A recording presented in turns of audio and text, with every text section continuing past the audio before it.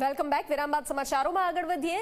Mahisagar collector સામે કોંગ્રેસના વિરોધના પગલે શિક્ષણ મંત્રીનું મોટું નિવેદન સામે આવ્યું છે. કોંગ્રેસે વ્યક્તિગત બાબતને સમાજ સાથે જોડીને આપી રહી છે રાજકીય રંગ.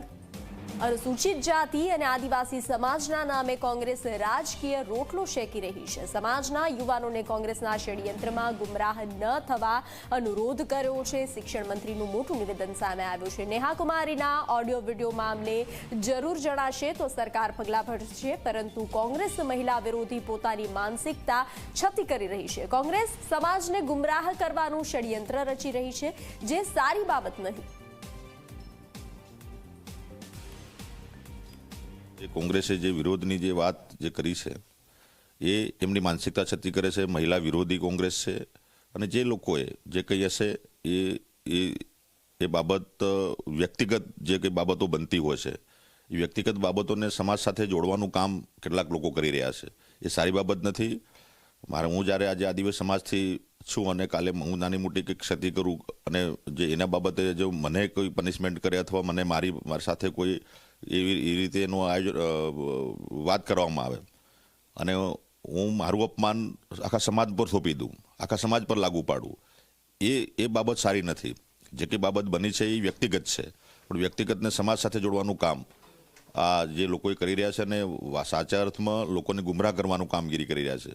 એટલે એમાં અમારા આદિવાસી સમાજ હોય, એસસી સમાજ હોય, એમાં બધા જ લોકો આ મળીને જે કામગીરી જે ષડયંત્ર રચી રહ્યા છે સારી બાબત નથી. પૂરેપૂરું આ જે સસ્તી લોકપ્રિયતા મેળવવા માટેના પ્રયાસો છે.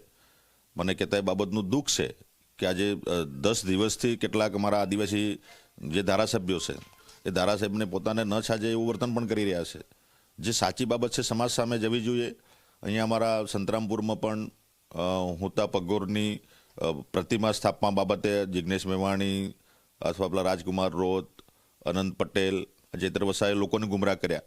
અરે જે કંઈ આપણો ઇતિહાસ છે એના જે કોઈ આગેવાનો થયા છે તો એના માટે અમે બેઠા છીએ. એ દલિત સમાજને અને આદિવાસી સમાજને આ ગુમરાહ કરવાનું કેટલાક લોકો કર્યા છે. એમને મારી નમ્ર વિનંતી છે કે આ મહીસાગર છે, આ માનગઢની ધરતી છે. દેશને આઝાદી અપાવવા માટે માનગઢની ધરતી ઉપર આપણા આદિવાસી સમાજે અંગ્રેજો સામે બાદ પીડી શરણાગતિ ના સ્વીકારી, સરેન્ડર ના થયા, શહીદ થઈ ગયા. એ આ ભૂમિ છે. એટલે અહીંના જે આપણે એની વિરાસત છે એને જાળવવાનું કામ અમારા બધાનું છે.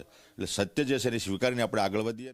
જે કંઈ બાબત છે એ તપાસનો વિષય છે. એને આપણે જે આપણી સાયન્સ લેબ છે એમાં મૂકીને એમાં આગળ વધવું જોઈએ. હવે એમાં તથ્ય કેટલું છે, શું છે, કઈ રીતના છે, એ બધું તપાસનો વિષય છે.